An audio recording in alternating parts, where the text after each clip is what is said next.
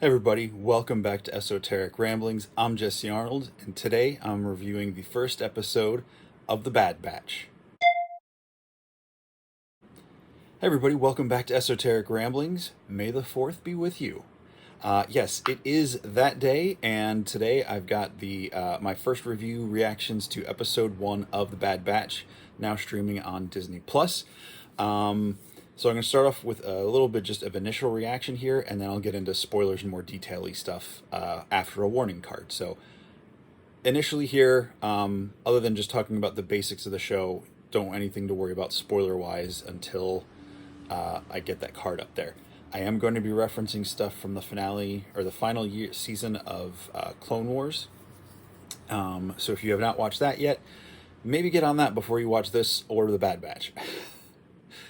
So, just initial reactions to the show. I love the animation style. It feels, in some ways, that it's very much continuing on the same style of all the seasons of the Clone Wars, especially season 7. I love the style of the artwork, the kind of brush textures over the characters for the details and stuff is just really neat. I really like that. And maybe because it's a smaller cast of characters and it's more focused story, it feels like the details it somehow feels the same as Clone Wars, and yet more enhanced, more depth, more detail, more shadows. It looks great. I absolutely love the look of this show. It does pick up shortly after the first story arc, the first 4 episodes of season 7 of the Clone Wars, where we're introduced to the Bad Batch in those episodes, or Clone Force 99, as they're also called. And let's see. And now, as that storyline ended, we saw that Echo went and joined the team. So he's the 5th member of this Bad Batch squad now, which is a huge arc for him. I know I talk a lot about Ahsoka's journey through the Clone Wars, but Echo has a really huge arc in that series too, even though he's a further back character.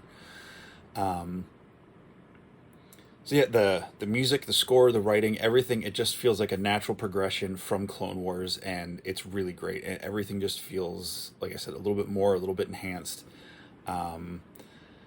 Yeah, it's all the things I would expect. I would have just basically expected the next season of the Clone Wars to be. Obviously, the Clone Wars come to an end, and we have to move on, so it's now the Bad Batch. At least following these characters through what happens next. So as you know, if you've watched the Clone Wars, and especially all the way through season 7, we see the scenario of Order 66 happen and the beginning of the Empire, which, is where Revenge of the Sith is.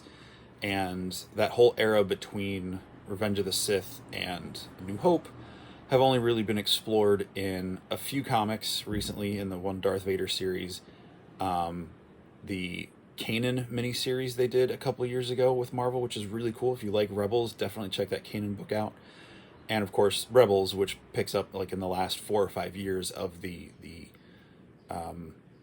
Imperial era before the beginning of the Rebellion proper, with A New Hope and Rogue One and all that. So with that, I will say pump the brakes if you don't want spoilers, because they're coming up next. Okay, this is going to be a lot of spoilers for this episode, so if you don't want to know spoilers, don't watch any further. The episode starts off with the team on, is it Kaler? I already forget the name of the planet. They're on a planet, it's kind of snowy, mountainy, and we've got the same voiceover from the Clone Wars doing the announcement, like the old radio announcer type thing, which was kind of fun. You see the Bad Batch logo, or it starts off with the Clone Wars logo in red, and then it burns out to the kind of the burnt metal version of the Bad Batch logo. And we join the Jedi Deepa Billaba and her forces in the battle against the Separatists. So it's still in the Clone Wars. Order 66 has not happened yet, which immediately hit me as a gut punch, because I knew, if you've watched Rebels, you know Deepa Billaba is Kanan, aka Caleb's master, and you know this is right before Order 66, so the Dave Filoni and crew love making us re-experience Order 66, which was heartbreaking enough in Revenge of the Sith proper, and even worse in season 7 of the Clone Wars with Ahsoka and Rex and all of that. And this one, they get you again. They hit you with all of the emotional characters you need to get hit with. So yeah, that was a real gut punch watching that happen. But you get to see Kanan's story play out, and you actually get to see the Bad Batch in action one more time with the Jedi and everything, which is really cool. Before Order 66 happens. Now, the clones of Bad Batch, none of them are affected by the Order. None of them start attacking the Jedi. Like, I guess, or not I guess, but they eventually explain that because of their genetic modifications and the deformities, that training or that programming didn't stick. It didn't take. So, and they're all prone to disobey orders anyway, except for Crosshair. Crosshair seems to be maybe not full on going with it, but throughout the episode, he gets more and more further away from the rest of his Bad Batch crew. So I'm not going to go through the entire episode of what happens, but they finish the battle there.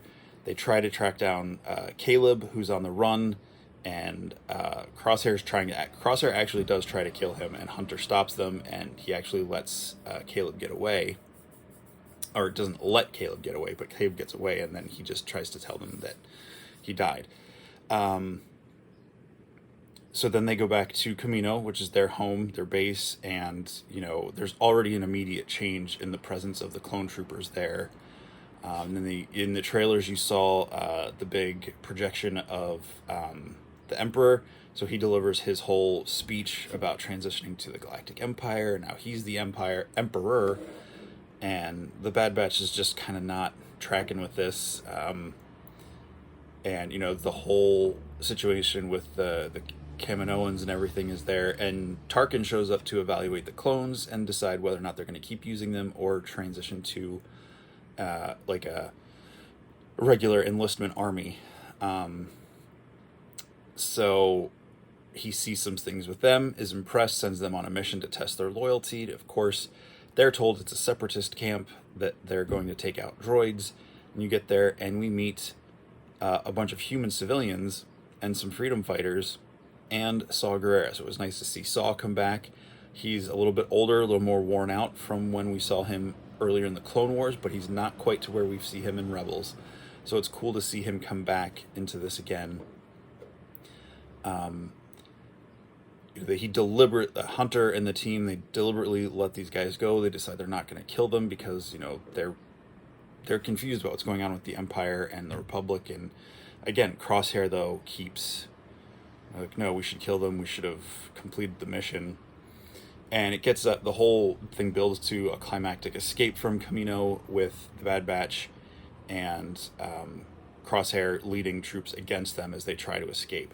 And that's kind of where the episode ends.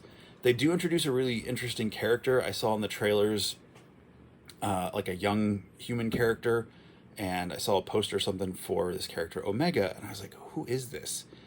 And then as soon as they got back to Camino from the first mission, you see this character up on the platform with the Lama Su, or one of the Kaminoans. I can't remember which one it was. And I was like, oh, I bet that's another clone, because Omega. I was like, what if it's the last Jango clone? And through the course of the episode, you do realize it is a clone, but it's a girl. It's a female clone of Jango. Well, they never flat out say Jango, but she's a female clone in the cloning facility, and we don't know what her abilities are. She seems almost precognitive in some ways. I'm going to guess that she's force sensitive, if not on a full-on force user, or will be, which could be interesting to have one of the clones be a force user. But yeah, so it was overall a really great episode. I had a lot of fun. I can't wait I believe the next episode is going to be on Friday. It is about 70-minute runtime, so make sure you don't expect your normal 22-minute Clone Wars episode here. But yeah, it was a lot of fun. I really enjoyed this episode. I can't wait to see where the rest of the show goes. It's nice to be back in that era. I've always wondered since Revenge of the Sith, what happened to the clones as they transition into the Empire and the Imperial Army, because I know, or I always thought that by the time you got to A New Hope, most of the clones were gone, which still tracks with the things I've read up about in recent years. So we'll see what happens. Yeah, Bad Batch Episode 1 streaming now on Disney Plus, and I believe Episode 2 will be available Friday, so hopefully I'll be back with a review for that Friday morning. It's May the 4th. There's all sorts of exclusive and things being announced for Star Wars today, so be checking all the social medias and things you do for those things. I'm going to try to track down a couple myself. But yeah, enjoy Star Wars. It is also Tano Tuesday, if you will. And yeah, I think that's about all I have to say for now. So catch you guys later. Have a great day. And as always, ramble on.